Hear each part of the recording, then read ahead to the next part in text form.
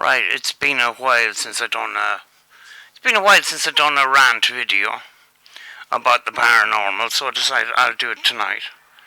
And just looking at this setup, the lighting is pretty good compared to sometimes when I make a video on it struggling for light and stuff. But I wanted to talk briefly about the last number of years and how I got started on YouTube and how I got to this moment in time. Let's say, when it comes to the paranormal and the ghost hunting side of things. Back when I started the channel, I didn't know that I was going to go right into the paranormal. I was doing abandoned exploring and that. And back then I was kind of influenced by Mo Sargi and Omar Gosh and a lot of those content creators, which put a bit of spin into the paranormal side of things. And at that time I was watching some of the TV shows and that, and I thought, I'd love to be able to get into the paranormal, but I can't afford it. I don't have all these gadgets that they seem to have on these paranormal investigations. So, I gate crashed a paranormal investigation one night because I started, before I started doing paranormal investigations, I was actually going to allegedly haunted places, and one of those places was a place called Cumber House, which is a couple of miles down the road here.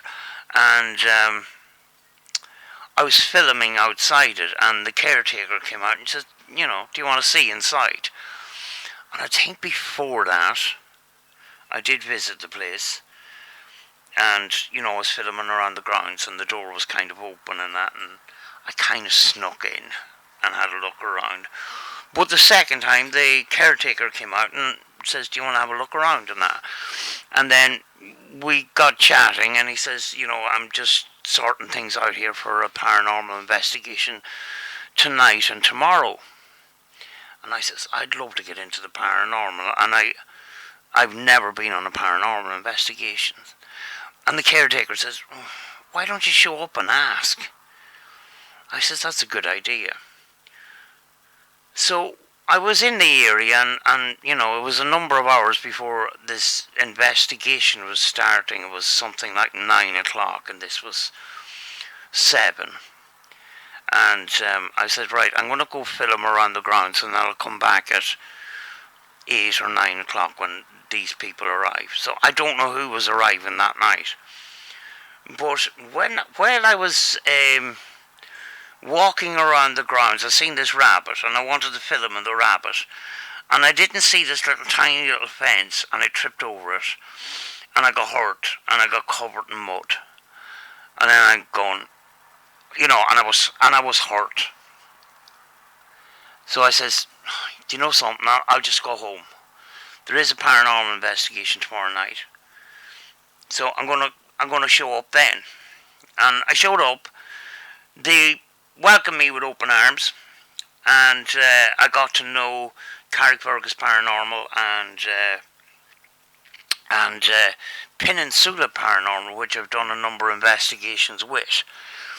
And I arrived with an MP3 Olympus recorder. Actually, it's in here. And it's the first recorder that I had bought. Second thoughts is probably not here. But, yeah. Only records an MP3. And what else did I have? A baby monitor. A video baby monitor with the night vision. And a camera. That's all I got. I got no other equipment. Never seen a PSP-7 in real life. Never seen a REM pod in real life. Seen it on Ghost Adventures. Seen it on the TV shows. And I walk into this room, and it's just like our investigations of Cumber House in the past where we threw the whole kitchen sink at it, where there was just tables of these pieces of equipment and stuff. And I'm walking into this room and I seeing all these things. SLS camera, PSP7, REM pod. Never seen these things in real life. And I'm going, wow, you know? And that night, I was kind of blown away with this stick figure I seen on the SLS camera, because one of the investigators called me over just to see it and that, because I was kind of walking around on my own sort of thing. And you know, the way I am now when it comes to pieces of equipment like that, I like to look into the pros and the cons, and I've seen a lot of both sort of thing. And when it comes to getting that evidence, you know, the way I think now is kind of like cameras and audio is the two big things. But when I got back from that investigation, I was blown away, because I was never on investigation before. You know, I'd done EVP work way back in the 90s and stuff. You know, never on a ghost hunting investigation or anything like that. So I was blown away. But I was all ready. You know, I says, I need to do this. So I started buying some equipment, and the first thing I bought was a PSP-11, because the PSP-7 was out. Ghost Adventures were using the PSP-11, and you have to think back then, 2016, 2017, I was kind of influenced by a lot of what I've seen on the TV. It wasn't until later on that I started picking holes in all these shows, you know, and picking holes in some people that I've been influenced with. But for now, back in 2016, 2017, I was blown away. I was thinking, what I see on the TV, a lot of the things I've never experienced before, and I want it. Things like Oh My Gosh, Most RG, Ghost Adventures, all them things. Back then I was kind of influenced by it, and I was, you know, I want that experience. But I kind of was still a bit, still a bit nervous about doing a paranormal investigation, because, you know, a lot of these TV shows says, you know, there's demons in the basement of places and stuff like that. I was a bit nervous about starting looking into the paranormal. So in the meantime, I was, you know, doing my urban exploring and stuff. And I go into this hospital, an abandoned hospital here where I'm from. And I remembered what Oh My Gosh had said. And it was one of the things that actually made me question Oh My Gosh eventually, was, if you hear or see anything in the background, please let me know in the comments. It was a way of generating more comments, basically. But, you know, I thought, you know, I'm investigating on this video, so I'm going to put my headphones on. And eventually was finding out that I was hearing more than I naturally would hear. And I was thinking, that's overlaid audio. Because all of a sudden it would sound different, and then there was this lady whispering throughout the videos and that, you know. But him saying, listen, you know, keep an eye out and listen, because I might miss something. So I went and I done this urban explore in this hospital. I come home and I remember that. So I'm going to go through the video with a pair of headphones on. And I captured this EVP when I stood on a piece of glass going into this room, and I hear, "You broke it." And this was, this was just after the investigation, or after the explore. Because when I go home, the first thing I want to do is I want to see some of this footage to make sure it's good and that. Can't go to bed without seeing some of the footage. And I hear this EVP, and I'm going, wow, I'm there on my own, and I'm hearing this voice. And I picked it up on the camera. I haven't picked it up on a recorder and that. And I'm going, did I really hear it? I'm playing it over and over again. And I'm playing this thing over and over for hours, and the hair is standing on the back of my neck. I'm going, what the hell? And that pushed me into doing what I see on YouTube. REM pods, ghost boxes, all that kind of thing. And, we've done a number of investigations. We went to the abandoned army camp and Sharon Rectory, Cumber House, number of forests, abandoned houses and stuff like that. And, they were good times. Got me out of the house. It got me active. It got me interested in something. Got me into focusing on something, because before I actually started my channel, I was pretty ill for a while. And I had a lot of trouble mobility-wise. I get it on and off now, which kind of stunted my going out and stuff like that. But while I was watching all these paranormal shows and these YouTube videos and that, before I even had a channel on that, I was determined, I'm not going to be sitting here just watching people's shows. I want to do this in Ireland. I want to do this in Donegal. I want to do this in the area that I'm living in. And, I thought it was kind of, I can't get to that level because I don't know anything about computers. I don't know anything about editing. And my first number of videos, and I'm not kidding you, the camera, which was an ordinary camcorder, the files used to break after 20 something minutes. So all I'm doing is 20-minute videos, because I can't edit any of this stuff. I don't know anything about editing software at all. And I was uploading 20-minute segments of videos. And if I was in a place for an hour, there's part 1, part 2, part 3, part 4. There's actually an Explorer way back at the beginning of my channel in 4 parts that I've never actually edited together, which I might do at some point. And that was the abandoned hospital. And that's possibly where I got the EVP. I can't remember.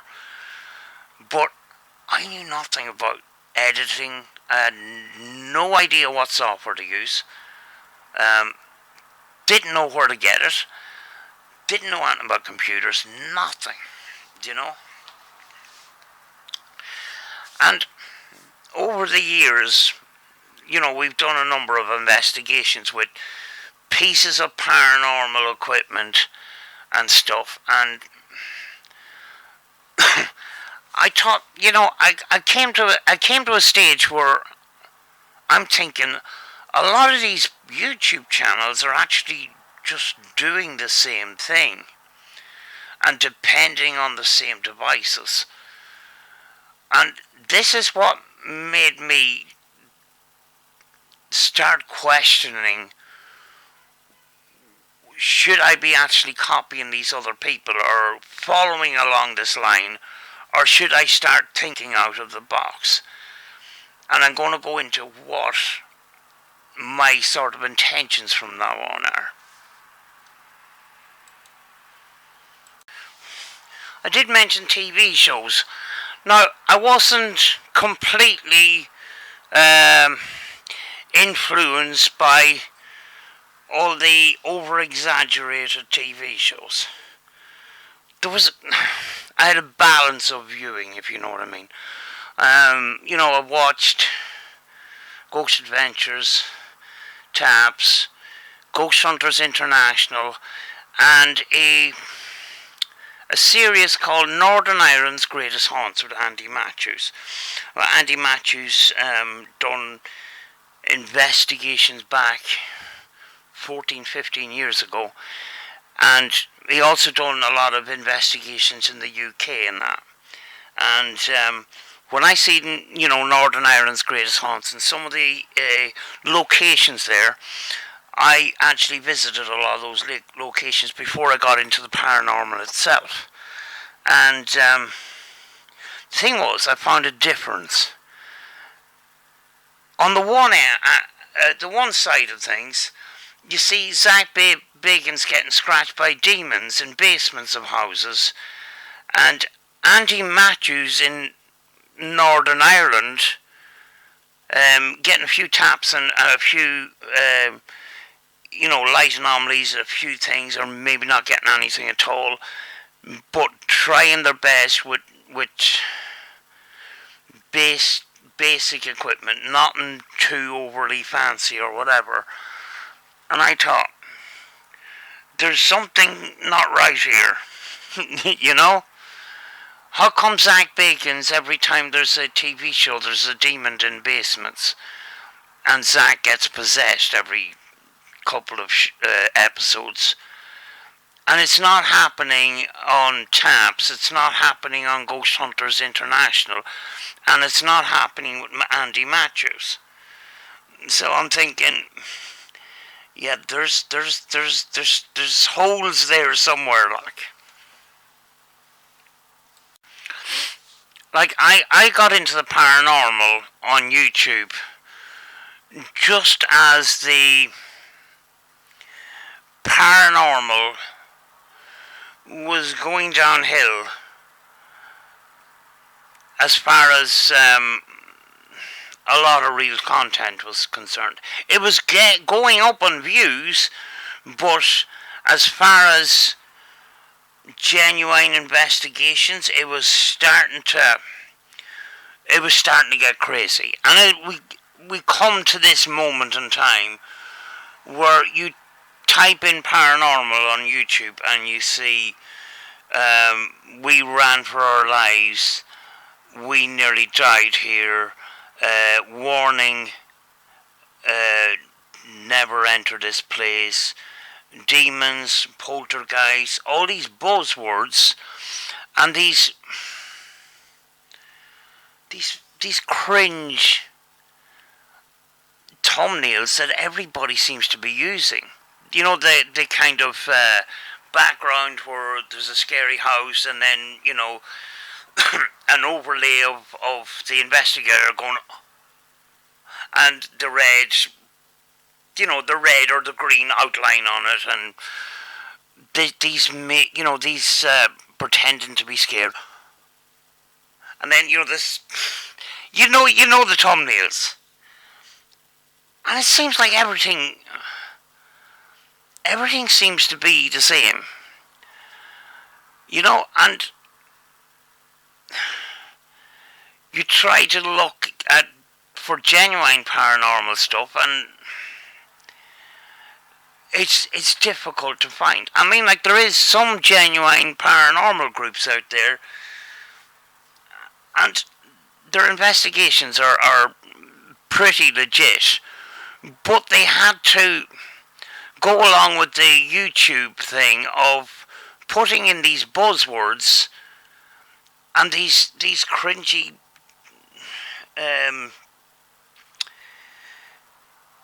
thumbnails to get anywhere on YouTube, to get, any sort of traction on YouTube. And the reason why I've had a downfall on this channel is because I'm going, no, I can't do that. There's no flipping way that I'm putting these cringy thumbnails, or am I going to mislead the public by a clickbait thumbnail or title, you know. At the end of the day, I didn't get involved in the paranormal solely for YouTube videos, because that would be putting my focus in the wrong place, you know. I want to experience the paranormal. I want to experience some paranormal events. I want to document those. The paranormal event and documenting them is my sole priority in all of this.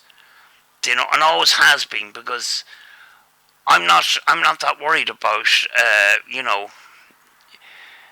going along with the YouTube agriculture. I can't even say the word. You know what I'm talking about. Going with the flow, getting in those buzzwords to get videos out or whatever. I just wanted to film things as raw as they were, and just put them out there. That's the main priority. And if there's a paranormal event, I want to document it. There has been a number of paranormal events, and I documented it. But I didn't I didn't scream from the rooftops. You know, there was one night I was actually filming here, having a rant like this, and a ball of paper comes flying from the hallway here, flies past my head and hits the screen over here. And I look over and I'm going, where did that, and I'm thinking, there's a ball of brown paper. I don't think I have brown paper. There might be envelopes or whatever that would be sent to me that would be in brown paper, but it was kind of like very soft brown paper, and it was rolled up in a thing. But the thing was, I was here on my own with my dog. Now, at the time, I was kind of so puzzled that I didn't grab the camera and turn around and say, guys, there's nobody here. You know? So that can only be put down to a personal experience. But that was genuine. You know? There was another case in Cumber House when I had just started, and I started doing ghost box sessions in paranormal places, and I was sitting in the stables, and it's kind of like there's used to be double doors at the front of these stables and that, and it looked out onto a courtyard, and there was nobody there. But while what I used to do is I used to get my spurt box. I used to plug it into a pair of headphones, and then get a clip-on microphone that has double microphones, plug it into the camera. One is down here, the other microphone is in the earpiece of my headphones, picking up the spurt box. So I have this spurt box going, and the next thing I see this stone flying, and it just hits the back of the room, and I'm turning around and I'm going, what actually has gone on? How did that happen when there's nobody in front of me at all? And even at that time, I just didn't turn around the camera and say, guys, there's nobody here. And I didn't make a song and dance about it, but that's another personal experience, if you know what I'm saying. And back then, I wasn't very good at being, observant of what was happening. In fact, there was things that happened that I actually missed in videos, So I didn't make a song and dance about it and that. But I know paranormal events do take place, But we were talking about, content and paranormal investigating. And we're come to the present moment. And what seems to be a thing now is it's got to the stage now where you look at you type in paranormal in the search bar of YouTube, and next thing you get all these thumbnails and all these scary thumbnails and scary demon poltergeist kind of titles to videos. And it's kind of, They might be from different creators and that, but it all seems to be the same. And everything seems to be a mess because everything seems to be the same. But I think at this moment in time, things may be starting to shift, and I'm going to explain that why in just a second. Over the last couple of years, there's been an increase in what we would call debunk channels, and at the start of the trend, there was a lot of people that basically were just calling out people that they didn't like, and some of them weren't very good. But we've got to the stage now where we've got people that are passionate about the paranormal, and they are doing these debunks, but they're not just focused on one person. You know, back a couple of years ago, you'd see debunking channels, and a lot of them would just focus on one or two people, and they were the two people that they didn't like. But now it's kind of like, these people are covering more and more, and showing you how things can be fabricated and how things can be faked. Not just turning around and say, that's fake, guys. Do you know? Going into detail, some of these people have backgrounds in video production and stuff like that, and looking at things and showing you where masking could have taken place, and stuff like that, going into detail about it. And a lot of these people, and at the beginning I was kind of skeptical of it, because a couple of years ago there was a number of people that were just there was a few debunking channels, but then there was what you would call hate channels that were just hating on other people. So I was kind of skeptical when there was a sudden upturn in debunking channels. I'm talking, is people just running along with a trend. And the more I sort of looked into it, the more I seen that a lot of these people, they're passionate about the paranormal, and they says enough is enough. And it's, you see, the paranormal is it's an unregulated hobby or interest, and yeah, we don't need to be policed. We don't need to be policed. Not the people that are sort of genuine. But the thing is, up until now, these paranormal channels that were fabricating a lot of their evidence, and trying to put it across as genuine, they were milking the paranormal community for everything it's got.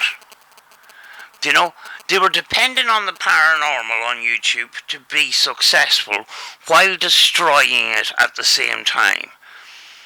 And it came to a stage between 2019 to sort of the present time, where a lot of people that were genuine into the paranormal says, I have enough.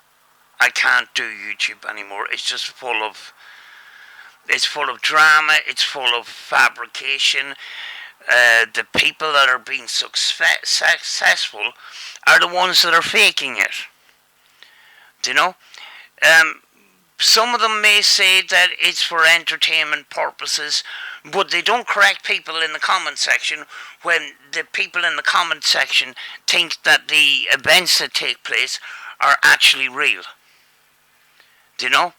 And then when you think about it too, a lot of the followers for the paranormal are genuinely wanting to know, is there a life after death? and a lot of viewers would have be going through some sort of grieving process. They've missed a loved one or whatever, and they look at the paranormal on YouTube for answers. You know, because they don't know where their loved ones are after they pass away. And then they get caught up in some of these channels that are completely faking and that. And you just have to see the comment sections in a lot of these channels. A lot of people fall for a lot of stupid shit. Do you know? And it's not all their fault, because I mean, like, some of these channels are very convincing, and if you're not a paranormal investigator doing it yourself, how do you know what's fake and what isn't? You know, the person the person that belonged to the YouTube channel might be the nicest person in the world, but they still could be bullshitting. And because they're the nicest person in the world, the fan is going to say, that guy couldn't fake because he's a nice person, like, you know. So we come to this point in time where it's there've been so much faking that a lot of the genuine channels have now gone away. You know, it's a bit too little, but too late, sort of thing. But there had been an increasing number of genuine people that wanted to change that situation. You know, then again, it's YouTube. Some of these debunkers are in it for the trend. Some of them are not. And, there is a number of them that are genuinely interested in the paranormal because they go out and investigate themselves. And some of these people that started off debunking decided, right, I'm debunking the paranormal, but I've never been on an investigation. I need to go do that. The side-eye guy recently done that. So he's dipped his foot into the paranormal himself. Beardo gets scared. He's been out. Purple's been out. Mr. Grey's been out. Those kinds of people and that. And at the beginning I was kind of skeptical. All these debunking channels, I'm going, this is going to add to the drama. But then when I think about it, something had to be done. I mean, like, from 2018, 19, it was complete and utter chaos and that, and it got worse and worse and worse. And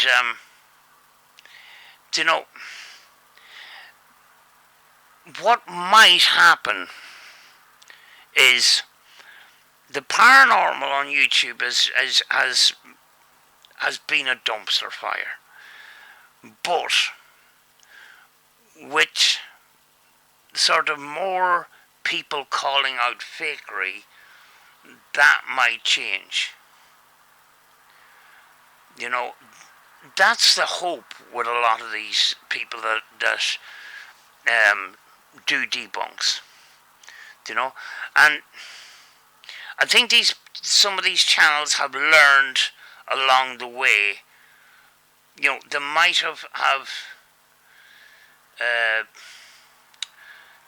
have pissed a couple of people off, but learned over time how to do things better and do it in a kind of a respectful way. But then again, there is some channels that don't respect their viewers and expect people to believe everything that's shown to them. Really Haunted is one of those examples. I covered him a while back, and I got copyright claimed. It wasn't Really Haunted himself, it was the production company that manages his channel and stuff like that. But there's loads of people that are sitting at home worried about this guy who's getting poltergeist activity in his house when it's not happening. You know? Now, I don't want to talk about this in a drama kind of way, but it just doesn't sit right with me when there's people in the comment section praying for this guy, sending him holy water, and sending him money to get equipment to sort this out and stuff like that. And I just think it's exploitative. And a person like that is a person that's milking the paranormal community for everything it's got, doesn't care about the consequences. And that's why we're at a situation where we're in now, where there is a shift. The views on the paranormal had declined over the last while. A lot of paranormal entertainment had moved to doing some paranormal, and then some other thing, just to back themselves up on that. And recently, then you had the UFOs. They moved on to UFOs and stuff like that. But we have to see a change as far as YouTube is concerned. At the end of the day, if I was fully well and I was able to do paranormal investigations like I did, I'd still do the same thing. Whether the views are up or down, it doesn't make any difference. As long as I got out, I got my 1,000 steps in for a couple of hours or whatever, and possibly get some paranormal activity. And if I don't, I don't. That's the way the paranormal is,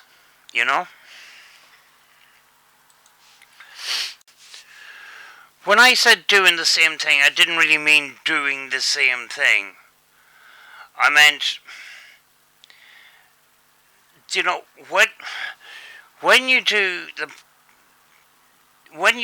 genuinely are interested in the paranormal and you do paranormal investigations, you keep changing over time. You start to question certain methods that you might have been influenced from what you watched on YouTube.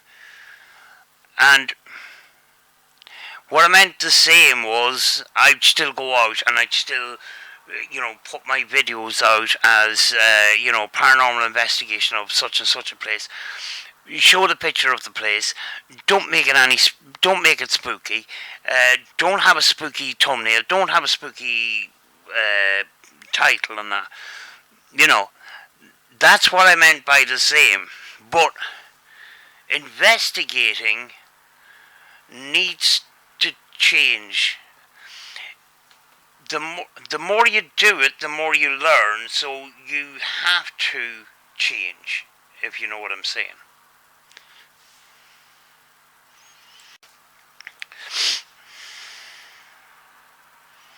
Right, I might have talked about the situation on YouTube, and some might say it's drama. I don't mean it to be drama. And, in the past, I've called out people like Huff and all that kind of stuff, and some people liked it, some people don't. I don't do that anymore, and I've actually removed a lot of that content off my channel, because what I want to do is I want to focus on what I'm doing. And yes, I've spoken about the YouTube situation, the last while and that, in this conversation and that. But that's not my prime focus. My prime focus is to can't focus on what I'm doing myself. And, I'm not going to be covering really haunted, walking around his sitting room with a holy water spray, or proving demons, bringing a assault gun to an abandoned location or whatever to scare away ghosts. I'm not, you know what I mean? I'm not covering any of that. I'm not doing any content on it. To be honest with you, because of what the paranormal on YouTube has become, I look at less paranormal content. I'm still interested in paranormal, but I'm not influenced by what I see a lot of the time on YouTube. You know, I recently started looking at content again, but I'm looking at researchers and stuff like that. Not so much ghost hunting and stuff. I have no problem with ghost hunting and that, but I was sort of seeing more of the same thing, and that's not what I want to do. Here's the problem that I've been thinking a lot about is when you see a ghost hunt and you see a lot of these commonly used pieces of equipment, REM pods, CMF, flashy balls, all that kind of thing, and you see them going off in an investigation. People are, if it's a live stream, people are going mad, going, "Wow, that's brilliant," and that. I tend to, yeah, it did intrigue me in the beginning, but then I started to question: is this device giving me an answer, or is it just adding questions? And a lot of the time it was adding questions, because we all know that some people go out and may be influenced by other people and don't want to go in and do the research of basic sort of science. What is electromagnetic fields? What exactly does a REM pod do? I've seen ghost hunters say that, guys, we got a REM pod here. A REM pod measures EMF. It doesn't. It produces an EMF field around it. It does the opposite thing to an EMF meter.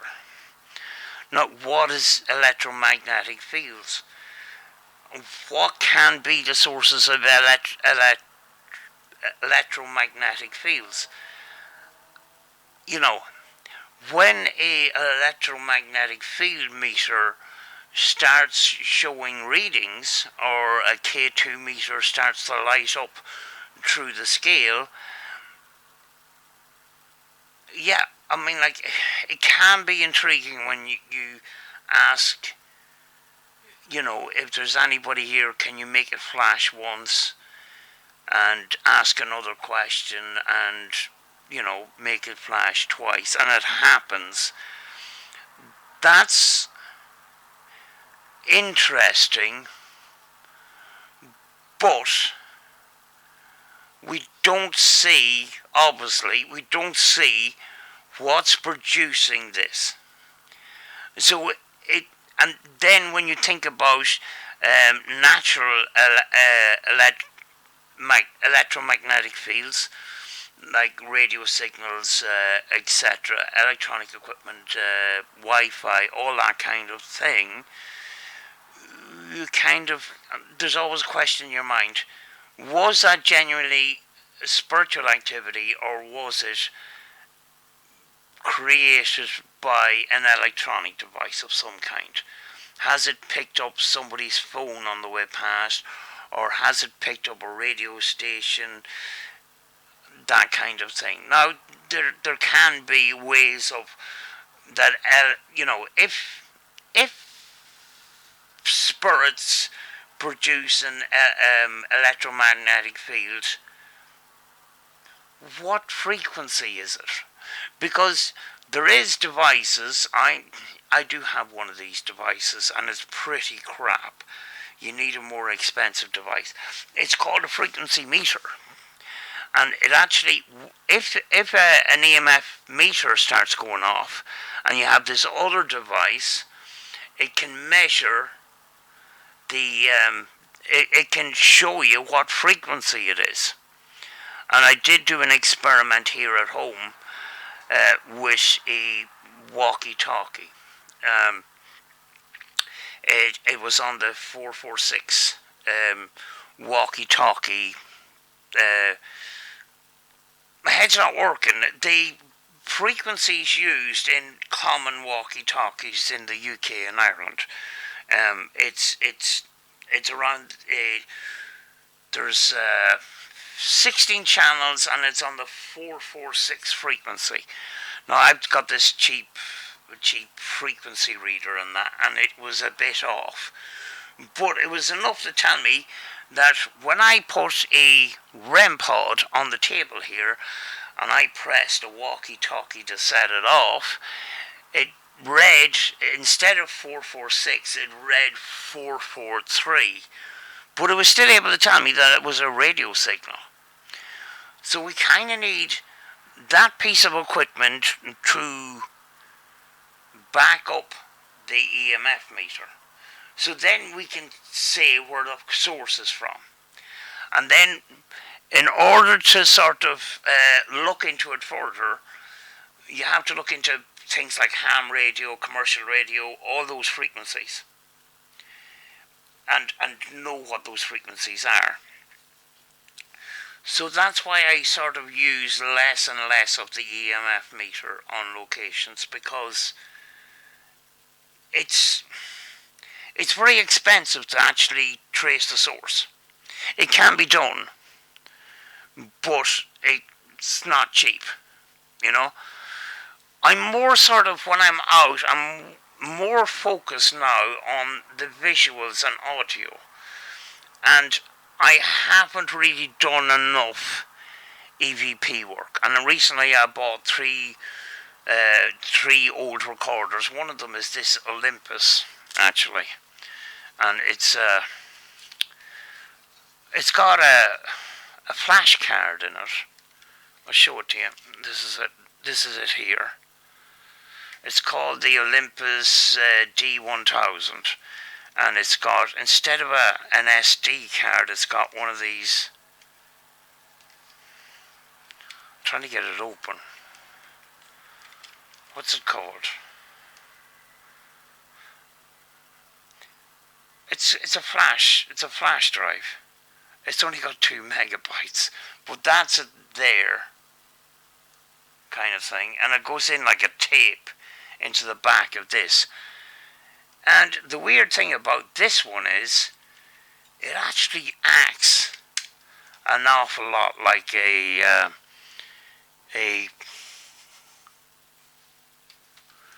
like this. You record your EVP session, but you have to rewind it to hear it.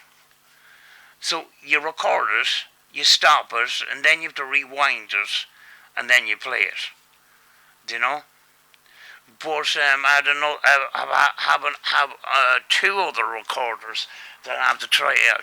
So I'm going to be trying to do more EVP work, and the reason for that is I've been doing a lot of ITC sessions, and a lot of the time I've been actually doing the same thing, and that's the Frank Sumption method, the scan radio method.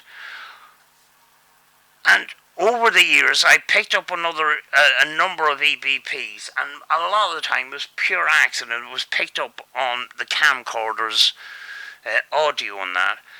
And I want to get more and more into recording EVPs, you know, for my own sort of research purposes and stuff, you know. So hopefully I'll be doing a little bit more EVP work.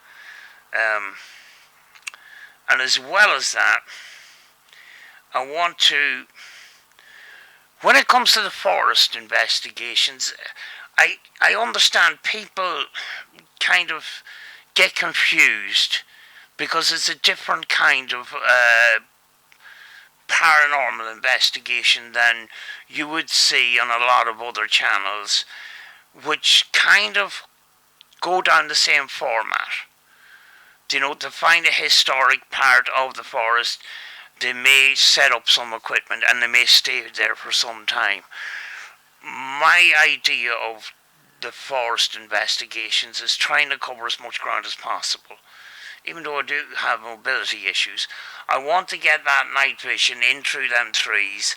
I need to scan around and cover as much area as possible to try and increase the possibility of picking up something unusual. That's the reason behind that kind of investigation.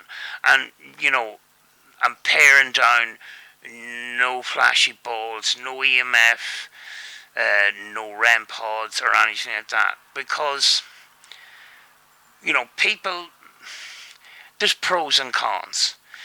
At the end of the day, those items they're kind of like trigger objects. But they won't give you the answer that you went out to search for in the first place, which is to either see or hear some paranormal activity. So that's why I'm kind of focused on the visual aspect of things and the audio.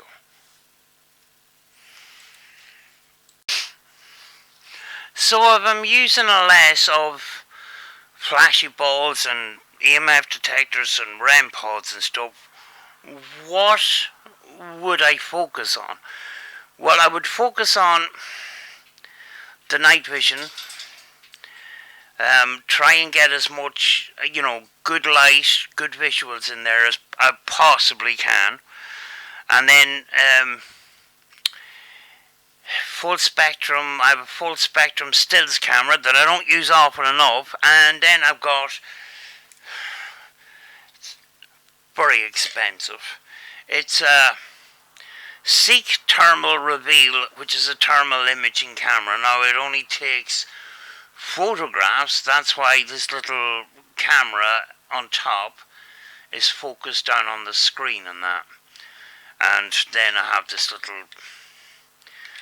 handle that I put underneath, and it's not been used often enough, so that needs to be used as well. And then there is the night vision camera sees around me locally, but I do have scopes that record video.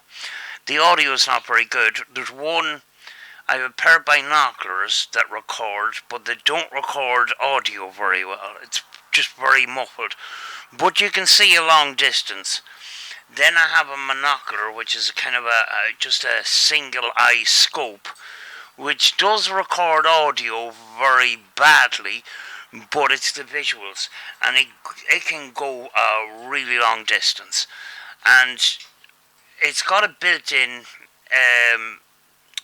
infrared bulb, and it's just one, but it's enough to get that distance and that, and you can actually zoom in an area that's far away. I haven't used that often enough either, so I need to sort of bring that out as well. So I can get visuals near and far. I can get thermal. I can get full spectrum. And the audio recorders. I have Zooms and I have Tascams. I've got all sorts of flipping recorders. Not used often enough. I need to sort of use that equipment more. I have a lot of audio recorders and just not bringing them out often enough. And they just need to be looked into more. Yeah, people can go out and do a spurt box sessions. The last sort of paranormal sort of explore I done was a forest in County Donegal, and all I brought was a 12-587 spurt box and the camera. And every time I got to a place where I could sit down, I done a spurt box session. But I need to look to more than that. Yes, spurt box sessions can be interesting outside the home and stuff like that. It can be interesting for some people and that. But I need to be doing different things too. So I need to be doing EVPs. I need to be doing thermal recording, thermal stills. Um, that thermal or the scope can actually be tricked into doing full spectrum video as well at a far distance. So I can actually I can pick up what my camcorder can't do.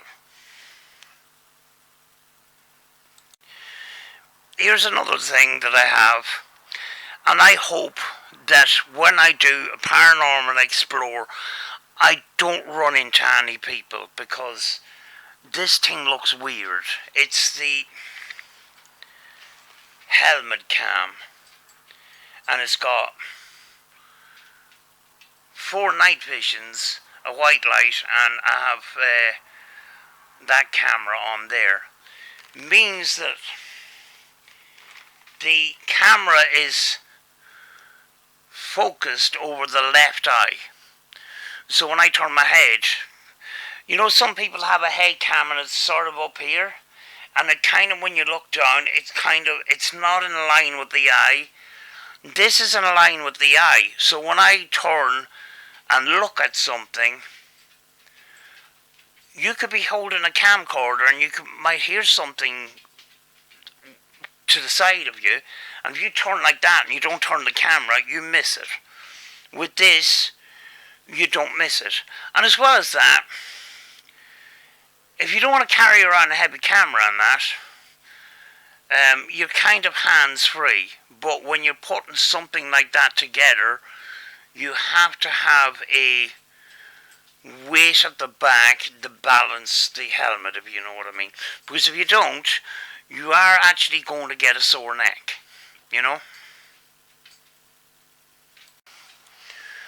I think another advantage to that would be that if the camera is over one of my eyes, and I can see what's on the screen, and the other eye is observing in that.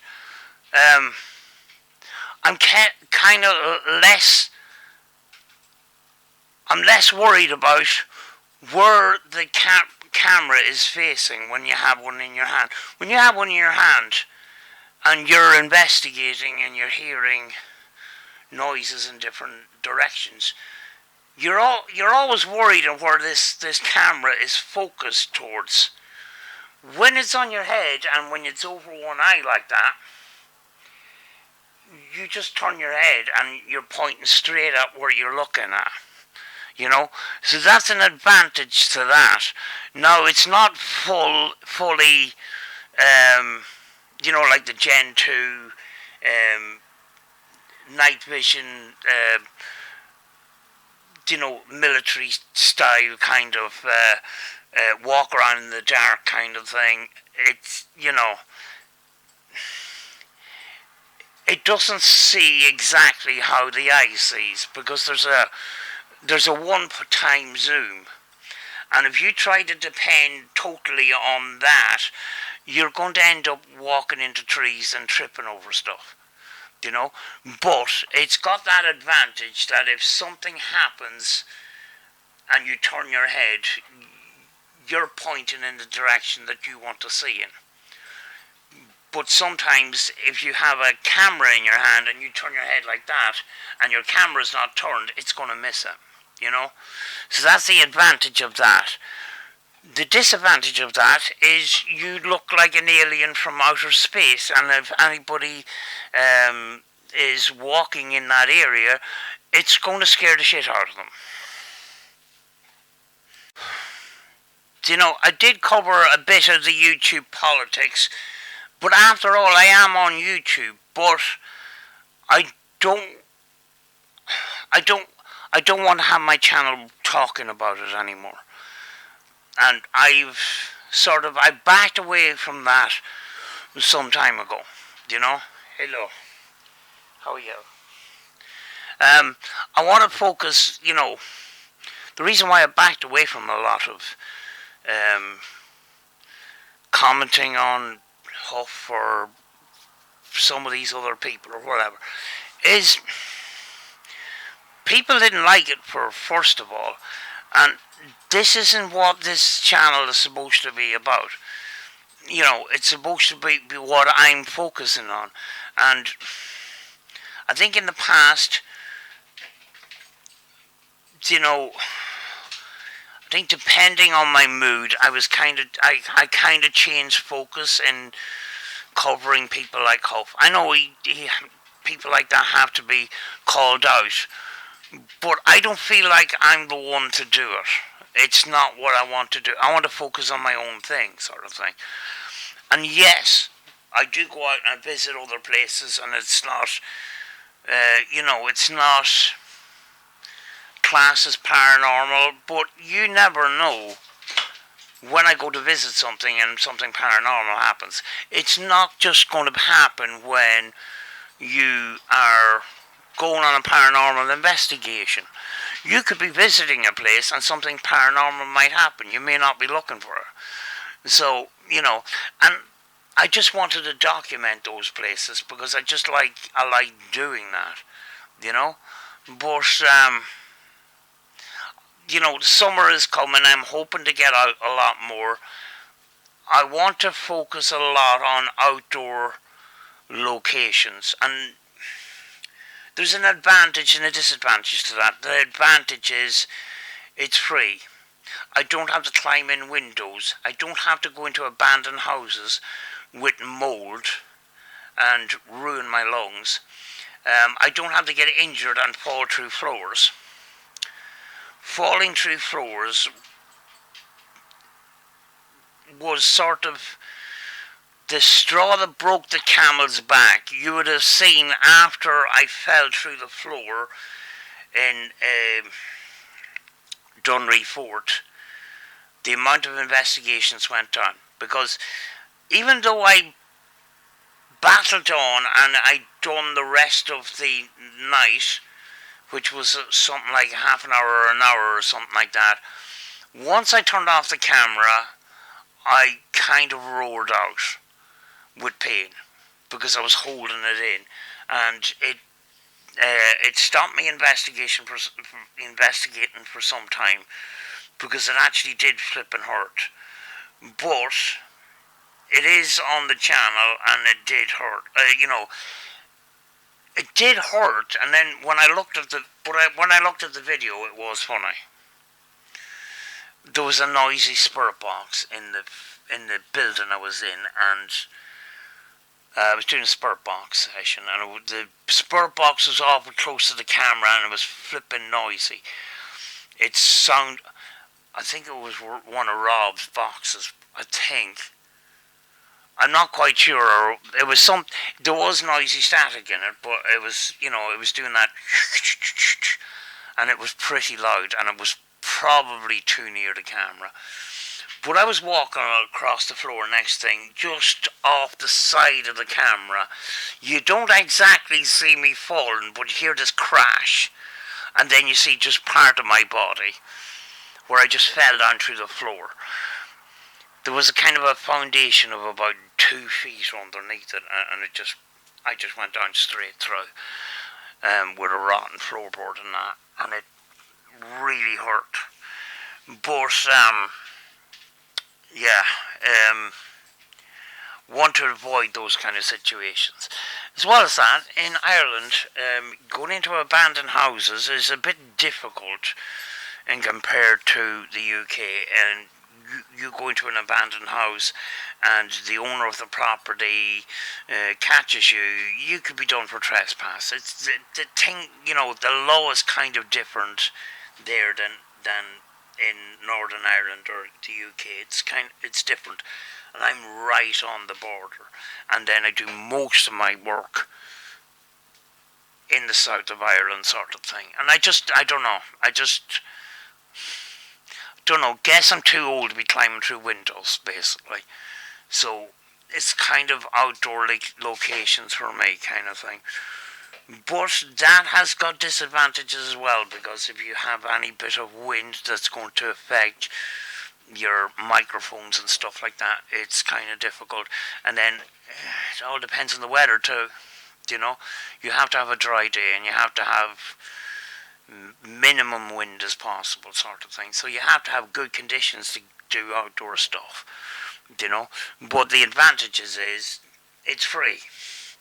You're not paying for over hundreds of pounds for a paranormal investigation in a place that's been investigated every single night or every weekend or whatever.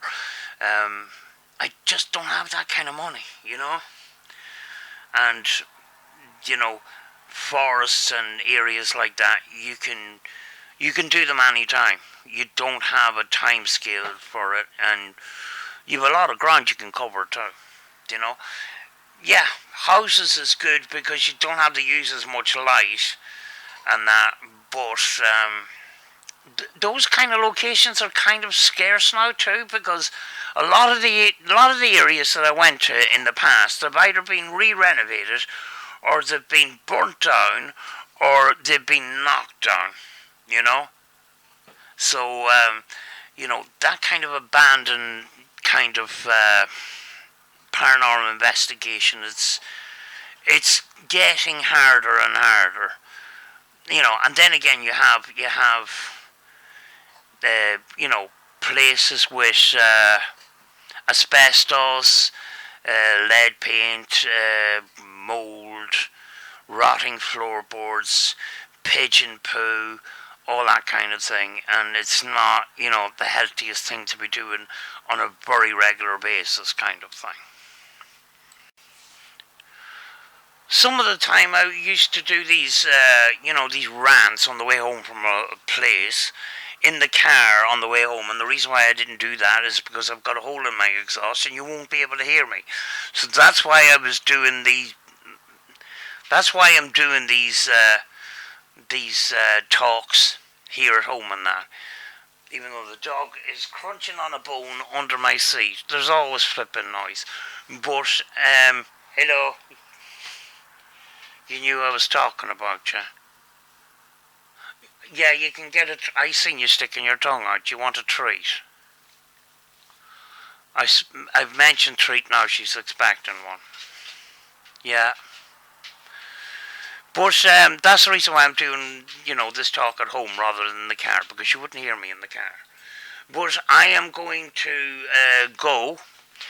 Ow. When I get a good day, I'll try and get out to another place, and possibly a place that I mightn't have been before. I am tempted to go back to the forest where myself and Rachel, we done an investigation on Inch Island, and we were on the beach most of the time, and then on the way home we decided to go up to this forest, and things kind of got weird, and it affected Rachel more than me. It was a physical effect of just feeling shaky and that, and it was a warm night. And I asked Rachel to hold the camera, and Rachel's usually very steady with the camera, but she was kind of a bit shaky that night, and she didn't say anything until until afterwards. But we were on the way home, and we had already packed up. We had already done our investigation on the beach. We had our flashy balls in the sand. We're still going off, kind of thing, and don't know if we got very much on that. But on the way home, I said, we'll just check out this, and we'll investigate it some other night. But we'll take a camera, and we'll take a 12-587 Spirit box with us, just to do a little bit, and then we'll investigate it fully some other time. So we ended up in this forest, and there was a bit of a hill upwards, which I'm not very good with hills, but we got to a point where it was at the top of the hill, and there was this big rock. Once we stood up on that rock, I don't know what happened. It sort of like, it was like an inner, something inside was happening. It was kind of like, It was, you were shaking. You weren't cold. You were just uncontrollable shaking. And it happened to Rachel more than me. It really affected her. And I take out a spirit box, and Rachel is filming me doing the spirit box. And then this male voice said, "You fat CUNT." And we were just going. Rachel was some distance away, sort of pointing the camera at me, and she heard it straight away, sort of thing. And then she expressed that she was shaking and something feels off, sort of thing. And you can't really document that. You can only talk about it. Cameras can do so much. It's how you feel. Once we came off that rock and we were on the way back down to the car, things kind of got better, and Rachel felt a lot better. I felt a lot better and stuff like that. But whatever was happening on top of that rock, I can't explain it. I can't explain it. I'm hoping to go back there, but I'm kind of, because of the physical effects, I kind of don't want to do it on my own. It's not that I'm scared. It's just that being on your own, and if something physically happens to you and you get physically ill or whatever, you've got nothing to back you. You know, you've nobody backing you up, sort of thing. But I'm going to try and get to it at some point, you know. But I think I've gone on a bit long now, and I'm going to go because it's getting late and that, and I'm going to go to bed. But hopefully we can talk about different aspects of the paranormal at some point. You know, I should have done this live, but I kind of shied away from lives. Sometimes my confidence goes up and down, and that's why I've shied away from lives and that. But maybe we can get back into them. Maybe we can talk with other people and stuff. That would be nice. But for now, I'm going to leave it at that, and I'll talk to you again very soon, hopefully. Bye.